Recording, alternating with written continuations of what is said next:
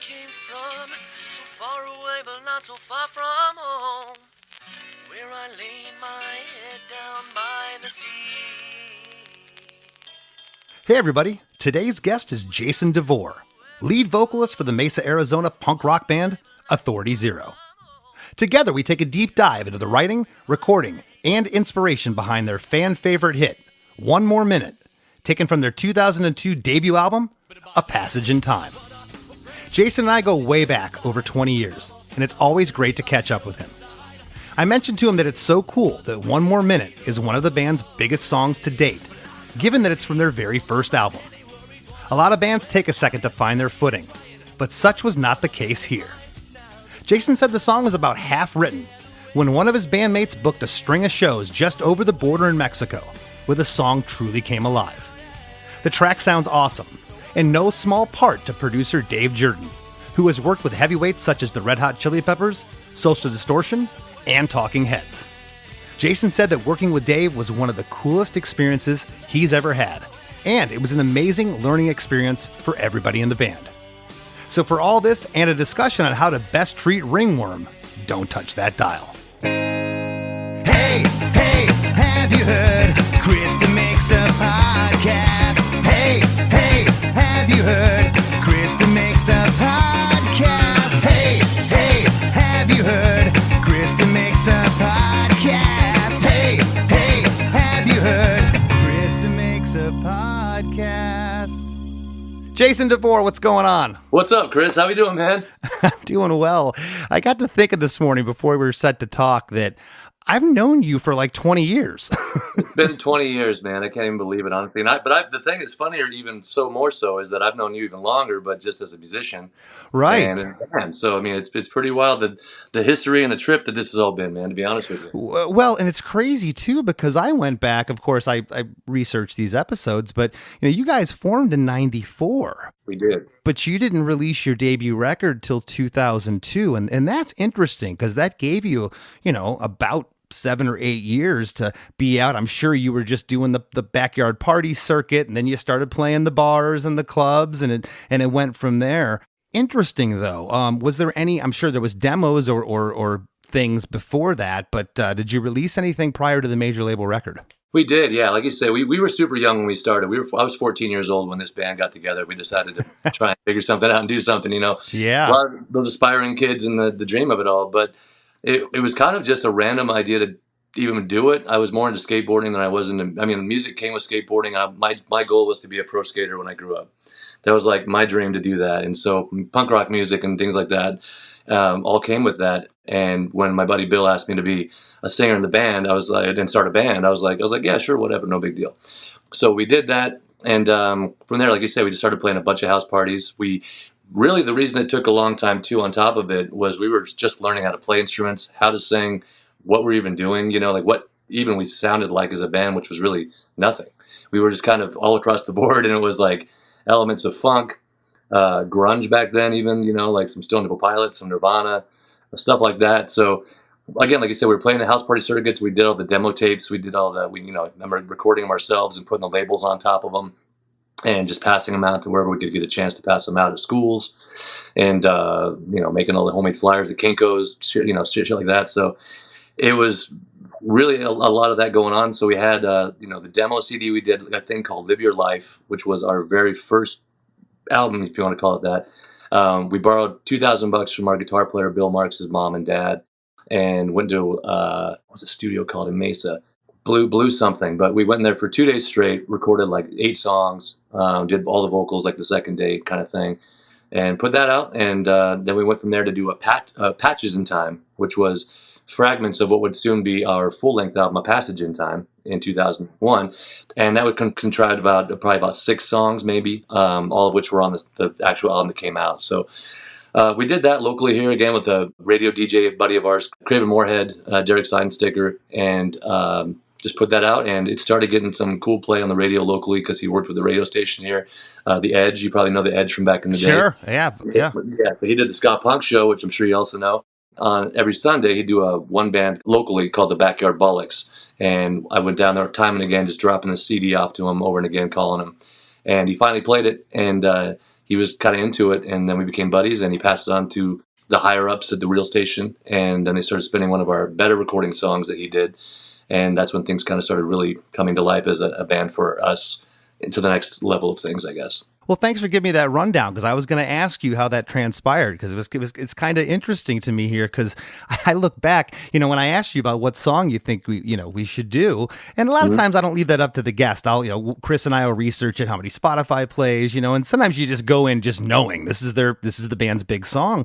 I was really surprised though, because your debut album, A Passage in Time, was released September 10, 2002 on Lava Records, which was a subsidiary of Atlantic. And I had completely forgotten you guys were a major label band. You always seemed like you were an indie band that got about as big as you could get on the indie level, Sure. And how did you become to the attention of Atlantic? Was that due to that radio play and some of that? Precisely, actually, yeah. It was because when we recorded those songs again at my buddy Derek's house, it was the first debut of these new songs I'm talking about that showed the light of day, and they were just better written songs, well put together, better recordings. And again, he passed them on to our friend Nancy Stevens, who was the program director at The Edge 103.9, 106.3 back in the day, 100.3. And she really liked one of our songs called Sky's the Limit. And it was more of a punk rock, pop punk kind of song with more of a big open chorus, kind of like the drop halftime thing. Go to the sky, devour and try. Those who want to believe, go to the sky, devour to life, no boundary. And that got some love. They got a lot of love on the radio station, and people were calling in and like, who's this new band? What's going on with these guys? And from there, we released a song called One More Minute, which is the exact polar opposite sonically as a song. It's more of a reggae kind of rock kind of vibe thing. Which is interesting for us because we don't have a whole lot of that in our grand scheme of things, but it was the one that we started playing, and that got a lot of attention, and so much attention that again we got consistent airplay that just kept on growing and growing here locally. And then obviously record labels, they have the charts they look at, like to keep an eye on things, what's the next big thing or whatever the case. Sure. They saw our name popping up that's not a signed band, that's getting ass loads of radio play locally, but just in this one town. And so they're like, well, what is this band all about? So they got interest. They contacted our management. They wanted to fly out and see us perform. So they did. And right around then is when crowds started coming out because of the radio play, a lot more than just the small underground punk club shows, And so this was a whole new world for us, and it was all happening so fast. Yeah, and it had to be so exciting. I mean, I look back, our first two records, if we didn't play anything from them now, no one's really going to care. There was just such this evolution. And I guess you guys did that before you got the deal, because, I can't even imagine if someone told me to come break down a song, I wouldn't do anything off our first record. It's just so primitive and those were our firsts, But this track that we're going to talk about today, One More Minute, is, of course, from the Passage in Time album, which was jealous here, produced by Dave Jerden. Now, how was that? It was a hell of a trip, man, because, Jerden, he'd done the things with like Chili Peppers, Social Distortion, a lot of the greats that, have come to be really successful, and in the vein of, the punk, the funk, all of these elements that the band was really stoked on at the time, especially. The thing with it was back in those days, we were really excited to work with, as coming up, obviously, the kids are into the Epitaph, the Fat Records, the labels you strive to be on as a kid, listening to bands. Oh, yeah. Aspired to be like. So that was your shit. That was where you wanted to go. Yeah, everybody did. And so we threw all that producers that have done those records too at the label, and obviously they were a major label, so they had different thoughts in mind. So they eyeballed different producers that were in our same blood vein, that we might be super stoked on still, but not the guys we talked about so much, but people that had success with bands of those elements. So he came up, and I'd never heard of him personally at the time, but I came to learn a lot about him, obviously, throughout the recording process. And he's an interesting dude. He's a cool cat. He's so laid back. He's like a Rolling Stone came into the studio and just sat down and just lit up a cigarette and didn't say anything, but made magic. It was a weird thing, dude. Like, half the time you feel like you're producing the record with his engineer, even though he's like the guy that knows the things, and he'll chime in and do the moment of like, yes, that's magical, do that again kind of thing. But for a minute, you're just like in this ominous area. You're like, is that good?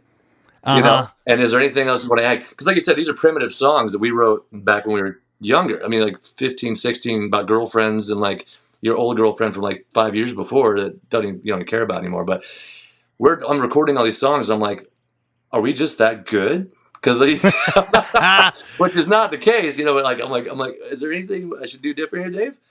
So he was very picked his spots for where he wanted to make sure that you did things instead of overproducing what you already had, and took what you had developed and made and your talent that you did have at the time, and just tried to make it shine, and then brought his magic to areas that were really necessary. Hey, look, I say this as a good thing, but most producers that are worth their weight in salt that I've met are a little weird. Yeah, no doubt. They've dealt with all of us, man, for years. You know, they have to be. Well, for everyone listening to Dave Jerden, gosh, he's engineered and mixed records by Talking Heads, David Byrne, Frank Zappa, Mick Jagger, Rolling Stones, also produced and mixed for Fishbone, Anthrax, The Offspring, Meat Puppets, Social Distortion, and Red Hot Chili Peppers. I mean, that's kind of like an amalgamation of everything your band has done. It's a big hodgepodge, yeah, and that's exactly what we super got stoked on the idea of him once we went through his catalog as such, like you say, and we're like, okay, this might be the right fit for this whole thing. And in the end, I think it was. You know, it became like a record that doesn't sound like any other record we've done since.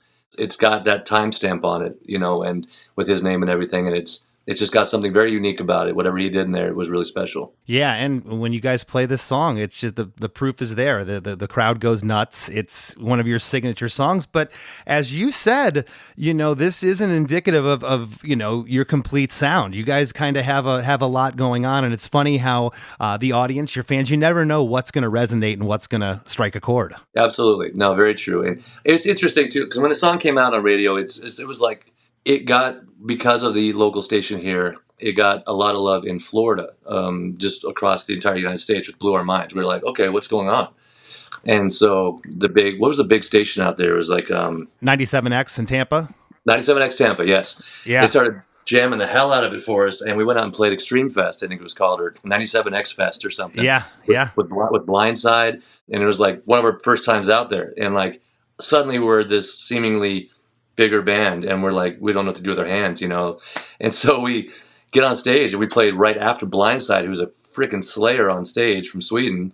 So we're like, okay, this is crazy. What are we about to do with our reggae track here? You know, it's like, we got to really do something special to make it shine. And so they gave us a shout out, which is really nice of them, right before we hit the stage. So it kind of amped us all up, and we just went out and did our thing. And I think people were expecting, again, more of just a reggae kind of band or something. And we came out just leaping off speakers like as high as the stage, and like, yeah, right in your face. You know, half the time weren't even on stage, and so they were kind of like, "What the hell is this?" And then we played the song, and of course, that got the most love, and they were like, "There it is," you know. And from there, you know, you see throughout the years, you know, radio trickles, of course, and you throughout the years, you find your core fans, you know, that are in for the run of all the stuff you're doing, and they're really appreciative of the wide array of different sounds you're just excited about as a band, and it's cool how it's led to this many years of, you know, those same fans and their kids now, which is crazy too. That's awesome. Well, yeah, and I became aware of you guys around this time, you know, because I was living in Tampa back in 2002. Yeah. So this song was on the radio, off the debut record, which is awesome. Since then, you know, you guys around that time started landing things like the Warped Tour, and I was seeing your name out there playing those shows with you. Of course, we got to tour together in Japan in 2007. Absolute blast. One of the best times from what I remember of it. Dude, yeah, you gave me do you remember you chiropracted me in the back green room area? Of course. That was magical. It was my back's hurt. I just flew for 16 hours. Yeah, me too. Ow. Let me hook you up.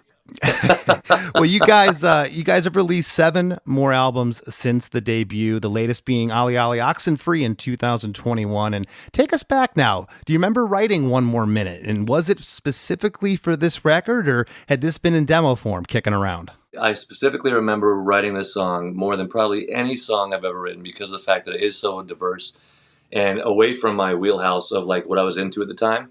Because basically, I was the punk rock kid, the punk skater kid, I guess, in the group. We had Bill, who was more the funk kind of blues guy on the guitar. Jeremy, my bass player, who was more into Megadeth, Metallica, Type O Negative. And then my drummer, Jim, who was like into thrash, core, crust punk, and like hip hop. So that was like, Bill thought of this reggae kind of track thing, and I was like, I don't know, dude, that's not it. You know, I'm like, I'm not feeling this. I don't know, what do you want me to do with this thing? It's like, it's not fast. I can't skate to it. And I was like, if I can't skate to it, it's not a good song kind of thing back in the day. And so I just got creative with it, and we went to Mexico, because we live right across the border down by Rocky Point, you know. And so that's where our first out-of-state touring happened. Was my guitar player, Bill Marks, was fluent in Spanish, going to school and college for it at the time, studied abroad in Spain. And so he's like, just really good at Spanish. So he lined up some gigs at the Viña del Mar down in Rocky Point for us. And it was like 2 weeks of playing. We got paid in free rooms, booze, and food, like meals, 3 meals a day. Yeah. And so, but we had to play 3 times a day too. So we were like the house band playing our own stuff that nobody knew. So, yeah. But at that age, sign me up, right? Totally sign me up. Like we made it. You know, we fucking made it. We're stoked. Yeah. So we're down there playing these jams and just getting trashed and having a blast. You know, spring break time stuff. And down there was when that song came to life for me lyrically, because we had such a good time for like 2 weeks straight, basically. And we were supposed to go home that one day. Everyone had gone home from Rocky Point. The place was clearing out, all the tourists and stuff. And we were laying on the beach out by the reef, wrecked at the reef. And we bought a case of beer at Pacifico's, and which is specific to that song. And we're already pretty lit up, you know, from just hanging out in the morning, the rollover kind of thing. And so we were sipping on Pacifico's that morning, and I'm making sand angels in the sand and all this fun stuff. And just like, you know, it's like, I just want to stay for one more minute. It's like, let's just stay for one more minute, have one more beer, and then we'll cruise back. We'll go back to our shitty jobs and our lives and like not this awesome we just experienced, you know? And so right there, it kind of clicked. And it was one of those weird, like, okay, that's kind of interesting. So basically that trip, when I was making those angels in the sand, I ended up getting ringworm. Because so there's a magical moment in the song where I'm like, from a long day of making angels in the sand, Pacifico in my hand, you know. And people think it's so glorious. Angels in the sand, ring around my arm from a long day. He probably got sunburned from a beautiful day on the beach. And I just got freaking ringworm from like being a fool and like sloshing around in some dirty ass sand. So threw some jacket spray on that and it went away in a couple of days. But that led to a whole storyline of just experience of what we just experienced down there. And it was a combination of like, during that time we started going out to San Diego, which was also just, you know, around the border area. And so it's combined of like the beaches of San Diego, the beaches of Mexico. And it was just the best times of our lives. And it was like the all-encompassing idea of like, I don't want to leave this feeling.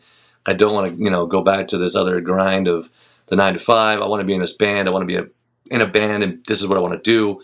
And just hold on to that for one more minute. And then we had to go back to work. And so that's where that song stemmed from. Yeah, I love it. I love when inspiration hits and you don't know when it's going to hit. And if anyone were to tell you if they got in their career where, you know, your band and my band has, you know, 20 plus years of doing this. Yeah. And if they told you that they never thought about what you exactly just said of, I want to do this, you know, I don't want this to end. I'm standing on top of the Capitol Records building in Hollywood. I got our first album in hand going, I don't want this to go away. Don't leave me, please. Stay here forever. Yeah. This is what I'm made for, kind of thing. If the train leaves the track, just make sure I'm on it. Well, I want to jump into the song, Jason. We're going to do the single version here, which is interesting. I typically will pick the album version. The album version goes on for about another 2.5 minutes about 2 minutes from the single version. And it really, you know, to break all of that down would have been, I just didn't feel it was needed. I felt like the single version is the song. That's the one that I'm familiar with. It's 4 minutes and 27 seconds, a 16-bar intro, the first 8 bars. It's just your vocal and a flamenco sounding guitar, like I think sounds like nylon strings on there. And there's like a crackling of a vinyl record running just underneath the music there. The vocal has that old radio quality to it, a bit distant and distorted. Going back to where I came from, so far away but not so far from home, where I laid my head down by the sea. Going back to where we go, so far away but not so far from home, where I'd rest, where I'd lay so peacefully. You remember this intro? Was it like this on the demo? Was this kind of how you had seen it? It was the way we did it on the demo. It's kind of one of the oldest tricks in the book. I'm sure you probably know. It's like keep it quiet, then get the big explosion. Like here's the song, you know, bangarang, let's get dancing. So that was the concept behind that. Yes, we did that in the demo version as well, and then we really wanted to see that recreated. So we did the best we could to try and do that. And of course, at that point, you have demoitis. So you're like, it has to be exactly the same crackles. I mean, exactly that.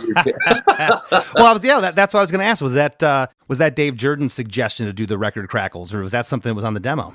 That was something on the demo. Yeah, we Cool. put that together ourselves in the prior one, so we were trying to get creative with that with the tools we had available at the time. Have you ever been so high on something like that crackling, you're like, that makes the intro for me, and then you get it to a producer, he's like, why is that there? It's distracting me, and your bubbles burst. You're like, dude, that's my favorite part. So that obviously didn't happen here.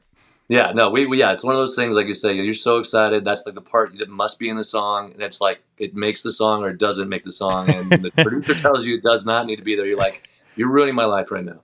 Yeah, absolutely. Well, did Dave Jerden mix the record as well? He did. Him and, oh gosh, what's her name? His engineer both mixed the record collaboratively. Okay. But mostly Dave Jerden did, yeah. Well, I'm going to read these lyrics up to verse 1. I'm calling this the intro, okay? We're not even into verse 1. These are the intro lyrics, and I'll have you set these up for us if you can, Jason. Sure thing. I'm going back to where I came from, so far away, but not so far from home, where I lay my head down by the sea. I'm going back to where we'd go, so far away, but not so far away from home, where I'd rest, where I'd lay so peacefully. Yes. So that all pretty much is, that's me laying on the beach.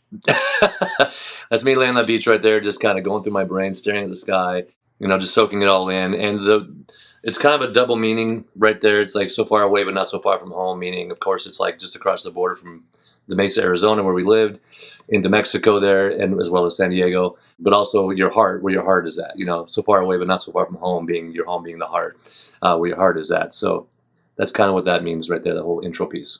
Well, on the line where I lay my head down by the sea, right after that, we get a 1, 2, 3, 4, 5, 6. It's a tap on the ride cymbal bell, then one bass note and a light cymbal hit, followed by 2 more bass notes that are changing with the guitar chords. On the last line, where I'd rest, where I'd lay so peacefully, 3 more bass guitar hits with light cymbal crashes. The bass is a little more playful here than the previous 3 notes above, and the cymbals ring out with that vinyl record sound as we go into verse 1. And again, this whole intro is just your vocal and that guitar till those bass notes come in, and it has that crackle thing there. So you really are setting the mood here, as you said. It's, you kind of want the next part to pop, which it does. Absolutely, yeah. That's become the part that the crowd sings, which is, I think, what was the idea in mind with making it its own, almost its own little song of its own kind of thing, and its own hook before the whole thing came into play. So it worked. Sure. And that's why I called it the intro. Typically, I'd feel like, yeah, that's verse 1, but no, now we're in verse 1. But by the way, I wanna break when put this stress aside. But above all things, I wanna lay by the ocean side. The ocean way, no other way, either way. But I'm finding, oh no, my daily worries wanna drift away. Fine, dying and trying to find some sort of peace of mind. Now's the time, get away. But, by the way, I want to break and I want to put this stress aside. But above all things, I want to lay by the ocean side. The ocean waves, no other way, get away. Well, I'm finding. Oh no, my daily worries want to drift away. Fine, dying and trying to define some sort of peace of mind. Now the time to get away. Did I get all those right? So define is actually, is that to find?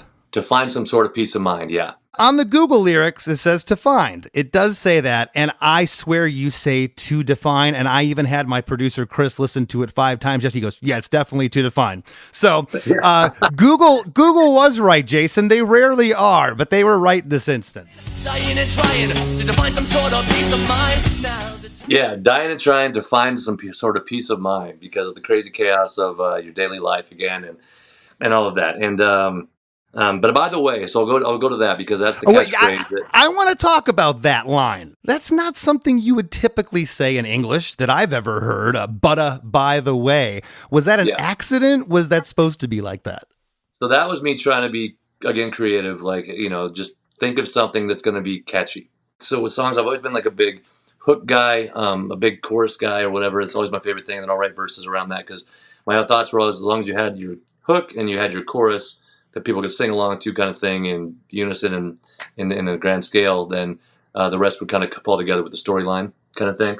So, but by the way was really just me trying to be creative and think of something that might be weird and quirky and just kind of set the tone to take you on that ride. I've done that before, and I've had producers, and I go, that sounds weird. And like, no, that's got some vibe to it. It's cool, and it makes people think. So you never know what someone's going to say about something. But man, it is strange, but it is hooky at the same time. Thanks, man. Yeah, it was a weird little thing, and I was like, this might work. We'll see what happens. It might be just, again, a confusing statement that people are like, what the hell is he even saying there?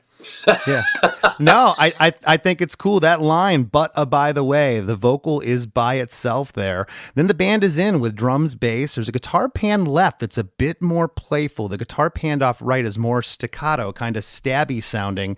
On the line, third line, but above all things, I want to lay by the ocean side. We get our first harmonies in the song.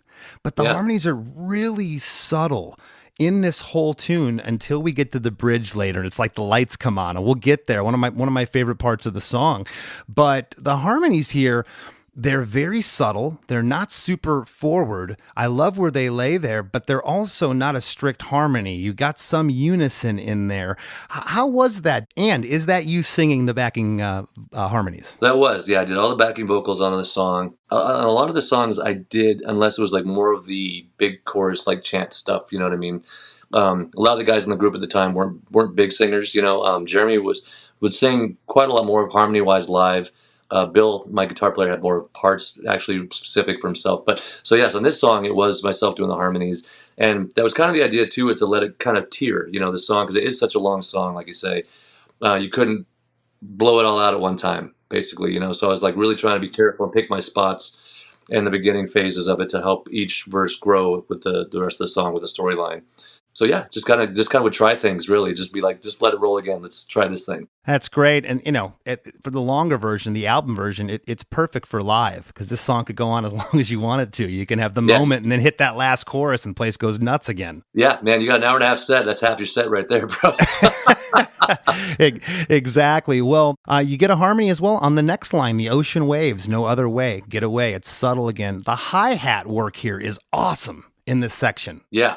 After Well I'm Finding, there's a flutter of like acoustic guitars panned off left. It's super awesome. It almost sounds a little bit like timpani drums. It gave me that vibe, and I kept listening, but I don't think it's timpanis. It isn't. Are those acoustics like super chorused and like with reverb on them over to the left? It's a really neat effect. So that's a Jerden right there. That's a Jerdenism, because he got so wild with the guitars on this record in general. He was like, we did like 7 layers of guitars that were all different sounds. Like he just loved different guitar sounds in general, I think. It reminded me of Jane's Addiction. Okay. You right before you get into a pre-chorus or something, you'd have that, you know, he'd have Navarro's guitars over there doing something weird. And I got that vibe from that part. It's really neat. Yeah, it's cool. It's cool. Like you say, things like that, you'll really see the Jerden come out in those are sections like that I was kind of discussing earlier, that when it's really a moment where he feels really particular about and strongly about, he'll step in there and really make that shine and be strong about that opinion on it, you know. So we didn't know. We thought it was too many guitars ourselves at the time. I remember very vividly thinking that. The Bill's like, what am I doing? You start getting confused when you work with a real producer. They're like, keep doing it. Like, why am I singing this again? And then you realize that, oh, my vocals tripled in this bridge. You know, they're a mad scientist. They have this wacky thing going on. And like you said, your guitarist Bill's going, why am I doing these guitar? I played the acoustic guitar part 8 times. What's he doing? And he's over there, you know, scheming, you know, what this part's going to sound like. And it's not this huge, big part, but man, that flourish just makes it. It's so cool. It does. It really takes it to another place, I think, just enough to where it like comes almost dry when that chorus hits. You know what I mean? That's kind of his magic he did there, I think, and really made that chorus pop. I think with making it muddier or waterier, effective-wise with the guitars, it really helped that whole element of the song.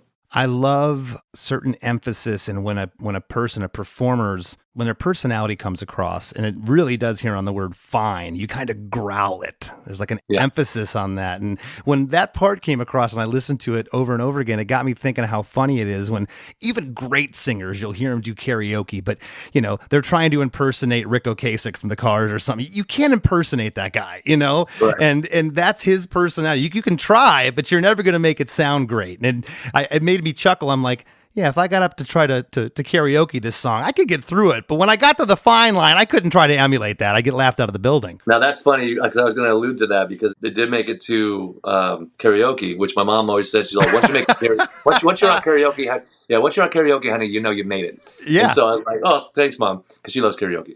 But dude, yeah, even the song that they do on the karaoke, they do the recording with the guy singing it and showing you how to do it.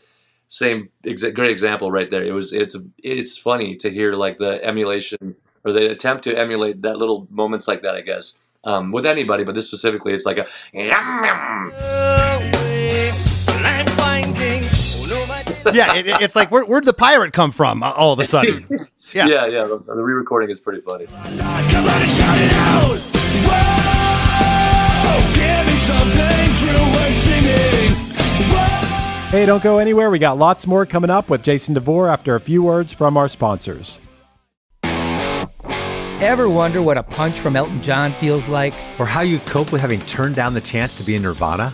Or what signal Keith Richards gives when he wants you to get the hell out of his hotel room? Fans of Too Much Effing Perspective don't have to wonder, because they've heard these exact stories and a jillion others on our podcast. I'm Alex Hoffman, former tour manager for Radiohead. And I'm musician and comedy writer Alan Keller. On the TMEP show, we get guests like Nancy Wilson from Heart, Jeremiah Freites from the Lumineers, and Modern Family's Julie Bowen to tell us things they may have only shared with their therapist, clergy, or a TMZ stringer. So join us on Too Much Effing Perspective. That's EFFING Perspective. The only podcast you crank up to 11.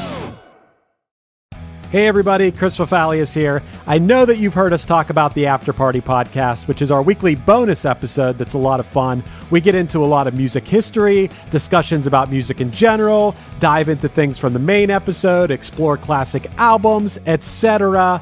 We've got a back catalog that's about 150 episodes strong now, and a new episode comes out every Monday. All you got to do is head over to ChrisDeMakes.com to sign up, and you get instant access to a new episode of the After Party each week, plus that enormous back catalog that'll keep you laughing and learning for a long time. Chris talks a mean game about his metal knowledge, so I recently tested his wits with a whole episode of Headbangers Ball Trivia. Here's a little clip from that one. Okay, you got 1 point going into question number 4. What was the first music video ever played on the Headbangers Ball? I don't know the answer to this. You need a multiple choice? Multiple choice.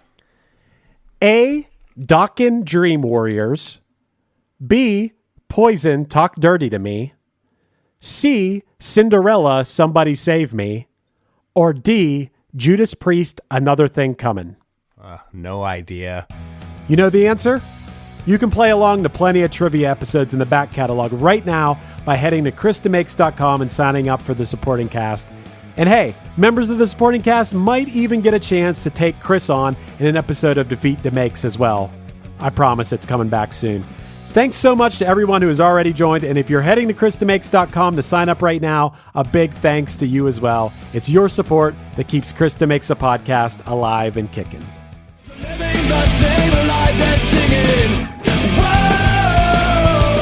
And now, back to the show. And I'll tell you, this next part is awesome. What's going on here guitar-wise in pre-chorus 1? It sounds, Jason, like it's a 12-string acoustic or a heavily chorused 12-string clean guitar is strummed off to the left, while a funky guitar with kind of like a wah pedal, maybe a tremolo, is panned off to the right. Is that a 12-string over there? He did a 12-string on that, as well as a regular acoustic and the clean tone guitar as well. So that's a combination. Awesome. Of all those things right there, yeah. It's so different. This pre-chorus doesn't sound like anything else in this song because of those 12 strings. Yeah, it's almost like the pre-chorus is the biggest parts of a lot of the song. Really, they give a lot of that shine and openness to it, I guess, breath. Right. Going away.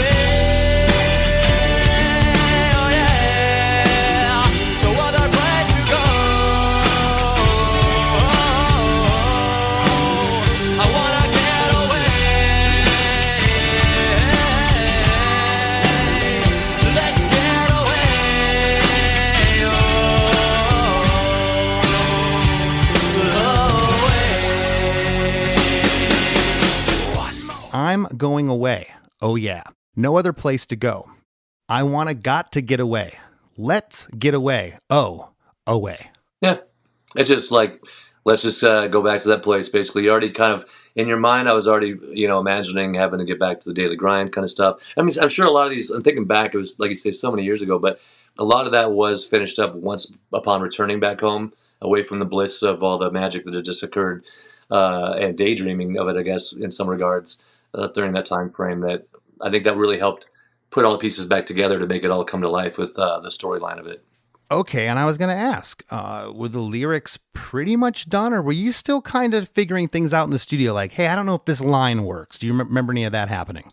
A lot of it was done because we did, like I said, we did that pre-demo. So in that regard, I think a lot of it was written in that demo, or the Patches in Time version, in studio with just some and just like kind of spitballing with my buddy Derek back and forth, like, which one's better, this one or this one, kind of thing, And so I think a lot of it was really pretty well put together, but a lot of the fine line tuning was really done in that first demo making of it. The bass is just amazing in this pre-chorus section. It's just ripping.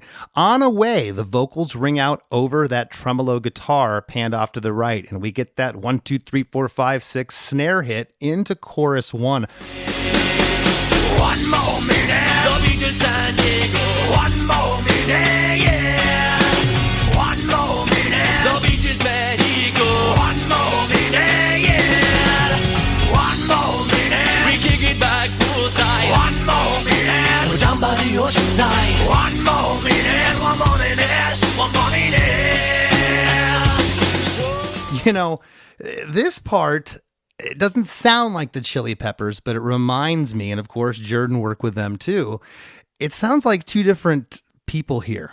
The 1 more minute is this gruff, kind of like, you're kind of harking back to that when you say fine. It's got this, really, really throaty, growly 1 more minute. And then the beach is San Diego. The next line is mellow. It sounds like two different people there. Sure. 1 more minute. The beach is San Diego. 1 more minute. Yeah. 1 more minute. The beach is Mexico. 1 more minute. Yeah. 1 more minute. We kick it back poolside. 1 more minute. We're down by the ocean side. 1 more minute. 1 more minute. 1 more minute. That's it, man. Just 1 more minute. And that's all it was about right there. You say, it's just, I wanted to hold on to that as long as you could, and with the voicings of it, that was something, just once again, trying to be a little creative with doing something different. Cause again, we knew how long the song was, and I was like, I gotta really do something special to make this pop and differentiate it from all these long verses that I'm already kind of pulling out a lot of tricks on. So with that, I've always had a kind of a relationship with vocally with getting compared to James Hetfield of Metallica a little bit because of that growl. That is in here a little bit too, and I am guilty of that. I had to really strive to get away from that. My first Less Than Jake record, I'd get the Hetfield thing going because he was my biggest influence as a singer growing up. Dude, yeah. And that I had to be cognizant of that. I didn't want too much of that. You could still hear it a little bit. I kind of have his same tonality of where his voice sits. But it's funny you bring that up. Is there double unison vocals on 1 more minute? It sounds like there's at least 1 or 2 of you there. Might be 4, dude. Honestly, yeah. on that recording, we try to beef that up so super much, and then really soften the blow on the response. So, yeah. Well, the drums, bass, and stereo guitars are here. Stereo guitars left and right, playing upstrokes, but pushing and pulling one another. They're not lined up completely. And I've noticed that in a lot of, if you want to call it, reggae rock tracks that I've been listening to. They'll do that a lot. And I really want to start doing that. I've always had stereo images of Less Than Jake because we only have one guitar player, but it's really neat to kind of have them playing off each other a little bit. I like what's going on there. The drum fills are really the only busy thing in the chorus. The chorus is pretty mellow. You're just kind of hanging on that vocal. We get a harmony on "We're Down by the Ocean Side," and then after you say 1 more minute 3 times, we're right into verse 2. So far away, down the other beach, I wanna clear my head and bake it in the warm sunshine. Wanna relaxation.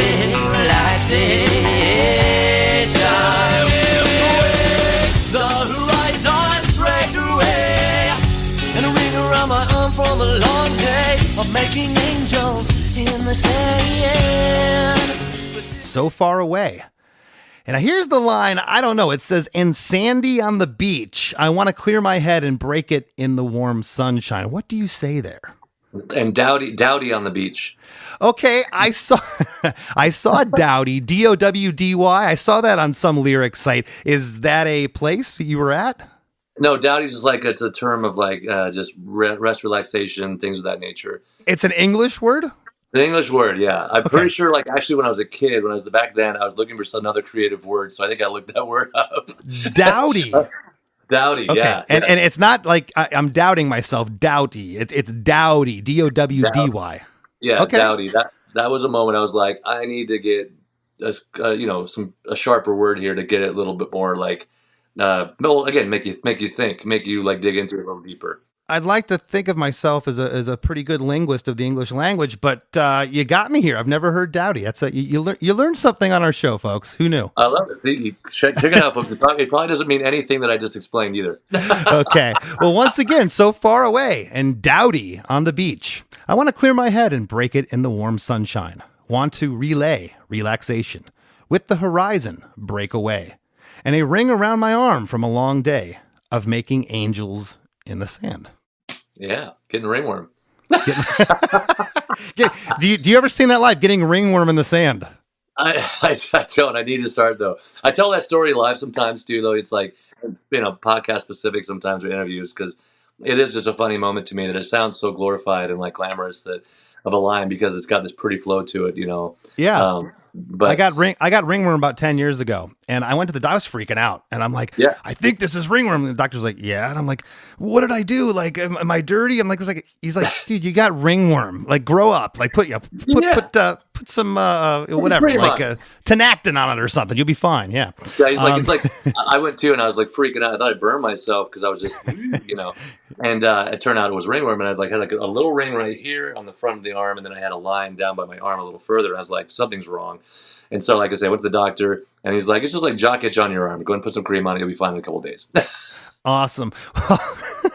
We're making the song sound killer, right? Yeah, maybe you're immune now. Your system is built up an immunity to it. Yeah. I love what goes on here in verse 2. It's like the first half is so different from the second half. On the first half, it's drums, bass, and a new guitar. A new sound here coming in, panned off left, playing a lick that sounds like a hollow body guitar with lots of room on it. Almost sounds like a pre-delay on that guitar panned off right. My eyes were kind of ping-ponging back and forth during this part. It's really neat. Sure. Yeah. Dave Jerden, again, that's the magic of him. He had, in his studio out there in Burbank, he has this giant, really high-ceiling room that he recorded a lot of those acoustic guitars in. And so he captured a lot of that big room live sound with miking and certain techniques that he did. And he did it. He really did. He did such a great job of capturing those elements that you're hearing right there and make them stand out on top of that amidst the chaos of all the guitars, just acoustic, basically. I think it's great. Well, on the back half, the guitar goes back to the feel of verse 1. It's really cool. We get harmonies on Want to Clear My Head and Break It in the Warm Sunshine, Want to Relay Relaxation. Then the next line is really cool. I never knew this was the term for it. Roger told me recently, Roger from Less Than Jake, he said, oh yeah, those are feature words. And I guess that probably comes from rap because rappers do this a lot. And on the word with here, there's a few vocals stacked just on with to emphasize that word. Yeah, they call them emphasis words to be featured. It's on that. And you also hear a harmony on Breakaway there. On the last line of Making Angels in the Sand, that big drum fill again takes us into pre-chorus 2.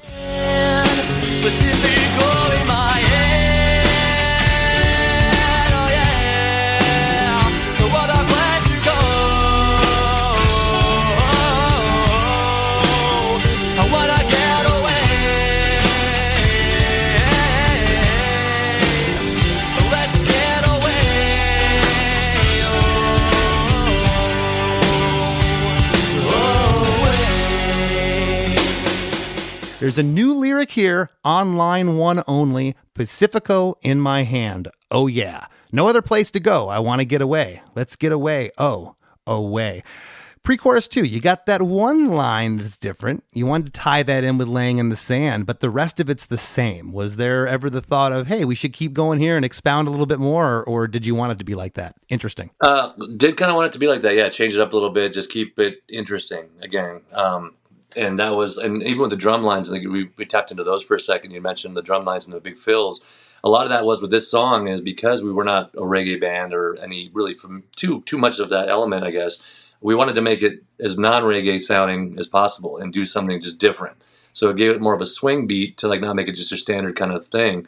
And that's where a lot of that busyness came from, as well as the bass guitar. I think those elements really made that move and make it interesting enough to where it could be a longer song like that. But leading up to that pre-chorus there again, just also keeping it interesting by adding just little flavors here and there to keep it rolling and not get stagnant. Okay, now by the time you guys recorded this in 2001, this was done to Pro Tools? Yes. Yes. Yeah. Okay. Pre-chorus too, at the end, when you say away, the vocals ring out again, and that 1, 2, 3, 4, 5, 6, that's those 6 snare hits.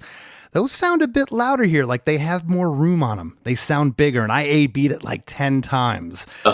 Did you ever notice that? And producers will do that. They're like, hey, the song's building. We're going to give it another dB or 2 here to give it a little more oomph. Yeah, I did not specifically hear that myself, but I wouldn't put it past Jerden to be like just thinking that the whole time that, again, things have got to keep building. Can you get him on the phone right now? We need to ask him. We need to clear this up, I want to call Jerden. He's probably in between his B12 shots. He was known for that, like having his guy come and give him the B12 shots in the studio. That kind of stands out in my mind. He had his own needle person to give him his own dude? I'm telling you, homie, he would like come in, he'd sit down in his chair, like, what's up? In his leather jacket, hair spiked up. Give me my coffee and my B12, and I'll tell you what's good. Yeah, he's good to go, man. He's like jazzed back up, and he's back behind the board, just going to work. But what was I going to say? Oh, that's the magic, again, of Dave Jerden. Just like, the cool thing about it is, like you say, with producers, a lot of times, a song like this should have been cut in half. Or would have been cut in half by so many producers and been like, this does not need to be here. This is fat, trim it. And he, luckily enough, weirdly enough, saw the potential of keeping a 6-minute song, and 6 minute plus, I guess, and just wanting to work with it and take the clay and mold it into something that could be possible. Well, and I love when producers let the band sometimes be the band. Yeah. You know, and I'm sure Atlantic, okay, because, you know, this song was the 5th song on the album out of 13. So all of a sudden they're listening through going, well, this is the single, but we can't release a 6.5-minute single to radio. So now you're in another predicament. You know, even the radio edit, they're like, this is still 4.5 minutes long. Yeah. Like, how are we supposed to sell this or, you know, convince people that, okay, to play? And the bands that were getting 4.5-minute songs on the radio, then they were established artists like the Chili Peppers. You know, okay, right. It's the Peppers. This song's good enough. We can let it go on for 4.5 minutes. But not everyone got that opportunity. Exactly. Pre-chorus 2, same instrumentation as pre-chorus 1. Coming out of the away part with that snare hit, we get into chorus 2. 1 more minute, the beach is San Diego. 1 more minute, yeah. 1 more minute, the beach is Mexico. 1 more minute, yeah. 1 more minute, we kick it back full time. 1 more minute, with somebody oceanside. 1 more minute, 1 more minute, 1 more minute. Same instrumentation and lyrics as chorus 1. We get that same harmony back down on We're Down by the Ocean Side. And then we get into the bridge. And man, this is where the lights come on for me in the track, because the harmonies are now just hitting you right between the eyes. You're now going for it. You're like singing some high harmonies. They're not subtle here. The sunshine in my eyes, and the flamenco.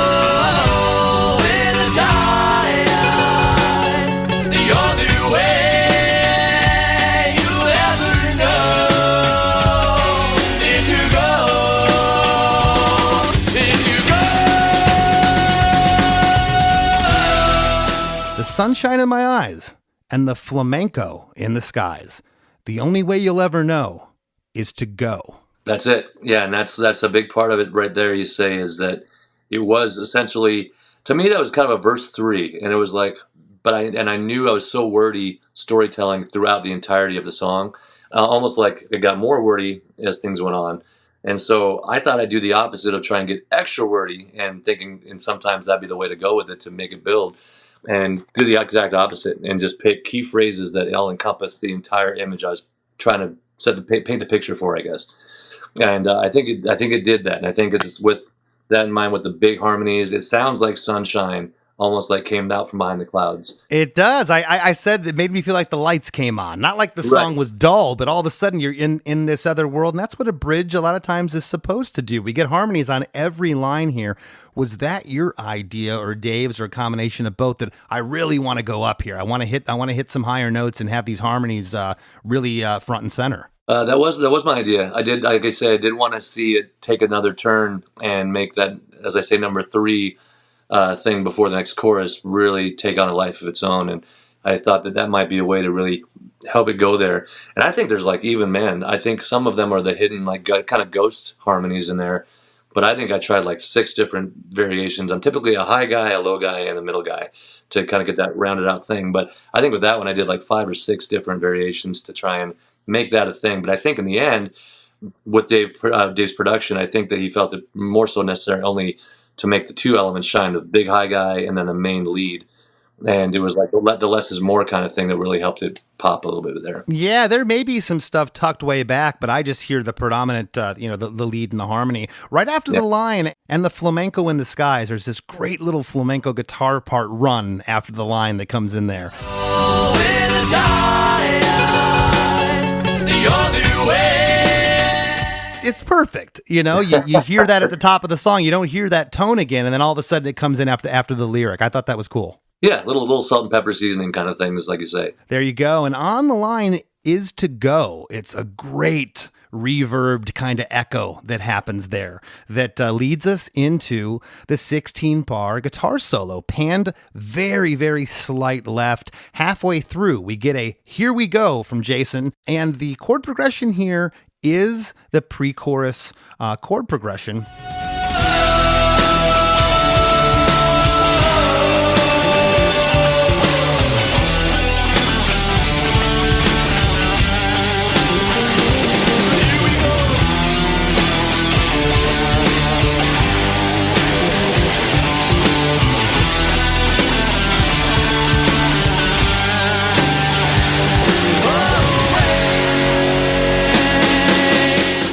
We get a away, and that 1, 2, 3, 4, 5, 6 snare hit comes back in. That snare hit, those 6 hits, it's happened now, 3 or 4 times in the song. I talk about this a lot. That's a little hook within the tune.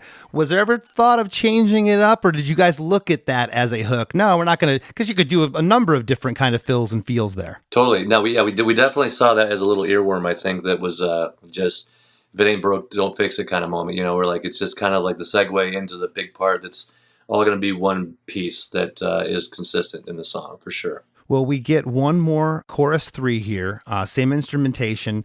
The lyrics don't change. And, besides the 1 more minute, there's a lot of information here, and a lot of times when choruses get wordy, you want to keep it the same. So by the 3rd chorus, your audience or the listener is going to be able to digest it and remember it. Was that kind of the thought here? Was there ever hey, I could slip in another line about, walking down the beach and something else happened? Or was it always, you wanted to be the same 3 times? Like I say, yeah, it was pretty much the repetition of that. I think I was just trying to drill it into people's brains and make it the all-encompassed storyline of the song, and just keep it pretty straight away. One more minute, the beach is San Diego. One more minute, yeah. One more minute, the beach is Mexico. One more minute, yeah. One more minute, we kick it back poolside. One more minute, but down by the other side. One more minute, one more minute, one more minute. Sha-la-la-la, yeah.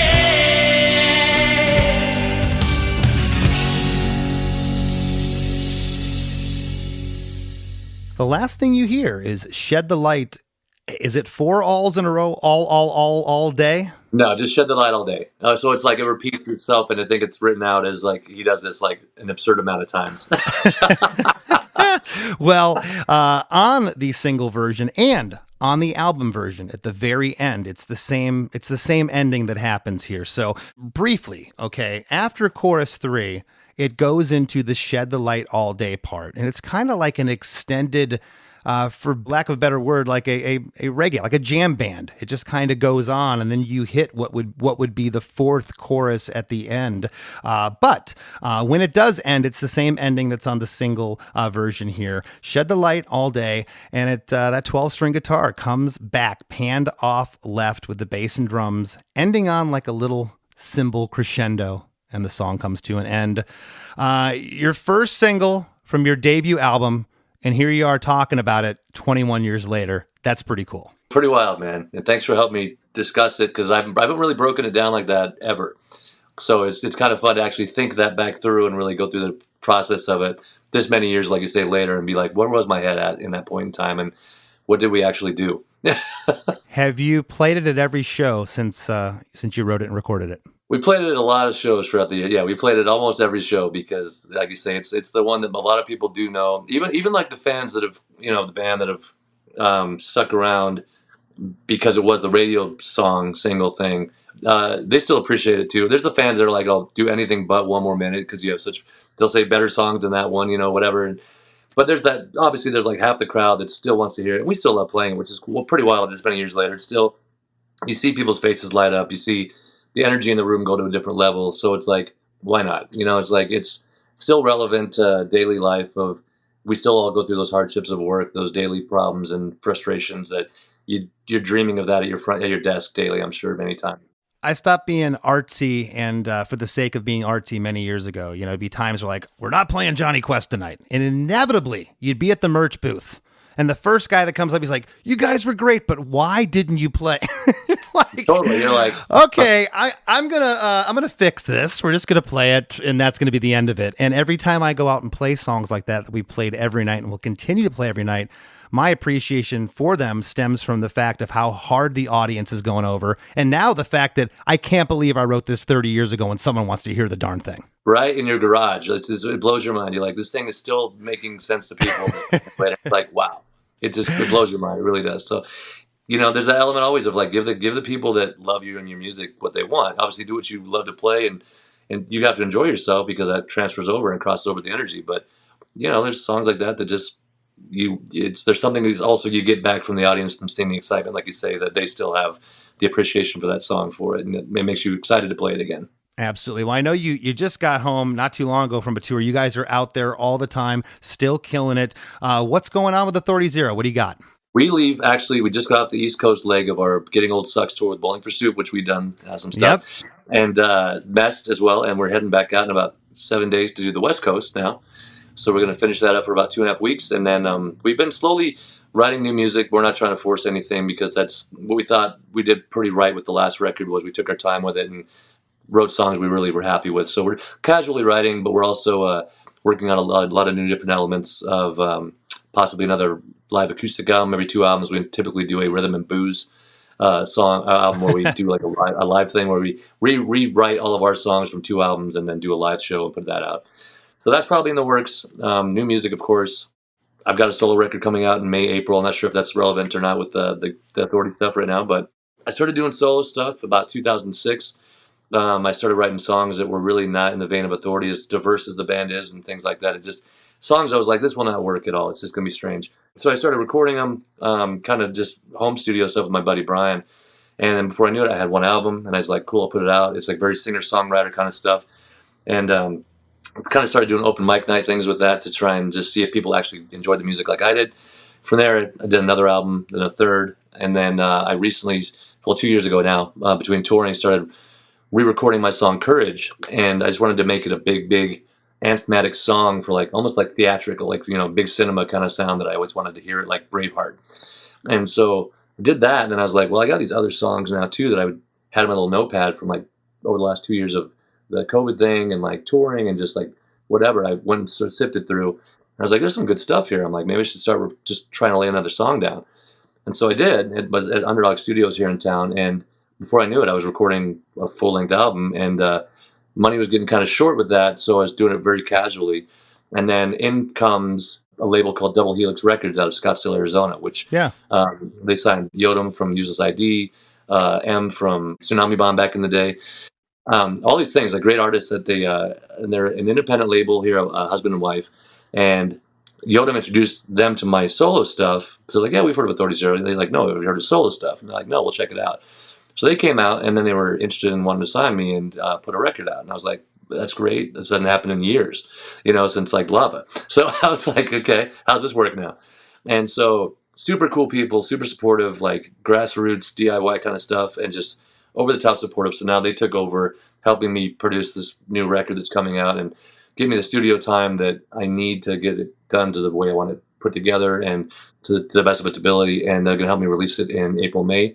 It's going to come out on Double Helix Records, and it's a combination of all 3 records I've done solo, as well as just because naturally I think some Authority Zero sounds and tinges are coming into play rather than just the acoustic singer-songwriter kind of thing. So there's horns on it, there's like, trumpet, there's trombone, there's big drums, there's cello on it. There's a guy called the Punk Cellist that's online. He does a lot of stuff. Oh, yeah, of course. But, yeah, Ian the Punk Cellist. I found him online. And I was like, hey, do you know the band Authority Zero? I'd love to do a song with you, with our band. And it didn't come to work out, but I was like, well, now I'm doing a solo record. It would really use some cello on that.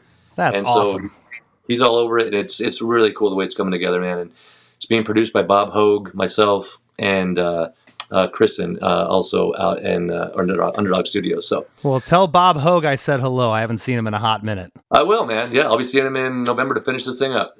Awesome. Jason, thank you so much for sitting in. Tell the guys I said hello, and tell those clowns in soup and mess I said hi to. I will, Chris. You do the same with your buds.